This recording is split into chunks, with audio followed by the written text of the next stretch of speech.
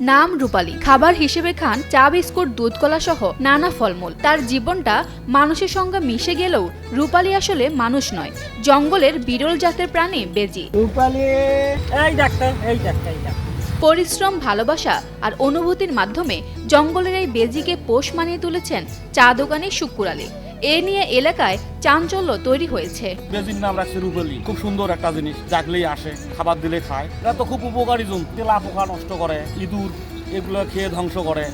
ইঁদুর তো আমাদের অনেক ফসল নষ্ট করে। শুক্কুর আলীর বাড়ি কুড়িগ্রামের উলিপুর পৌরসভার রাজারামক্ষেত্রী গ্রামে। ছোটবেলা থেকে পশু পাখির প্রতি এক অন্যরকম প্রেম তার। ৬২ বছরের জীবনে অনেক পশু পাখির সঙ্গেই সখ্যতা ছিল।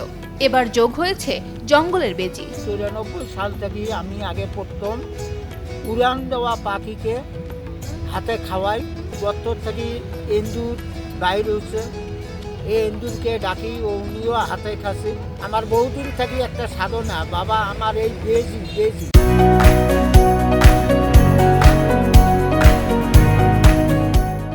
সাপ আর বেজি বলে একটা বিরাট যুদ্ধ হয়। বাচ্চাটা আনার হয় আজকে ৬ মাস, এ পর্যন্ত ৬ মাস। আমার ডাকে সাড়া দেয় এবং তাকেও আমি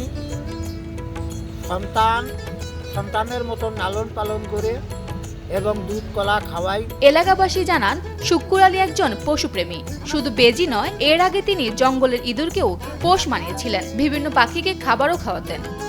বনের পশু পাখি এসে হাতত খায়, এন্দুর পুষিছিল, এলে একসঙ্গে তো আমার দেখি, সব সময় আসি, দেখি, চা খাই, সব সময় আসি আর কি, এগুলো দেখি। এই বেজি মনে করেন এখন এই ছোটোতে আনছে, এখন আর যায় না, সব সময় এখন সাথে বেড়ায়। দূর দূরান্ত থেকে বেজি আর মানুষের বন্ধুত্ব দেখার জন্য শুক্কুর আলীর কাছে অনেকেই ছুটে আসেন। এর মধ্যে কেউ কেউ বিস্কুট, কলা, সমোসা সহ বিভিন্ন খাবার খেতে দেন। বেজিটি এ পর্যন্ত কারো কোনো ক্ষতি করেনি।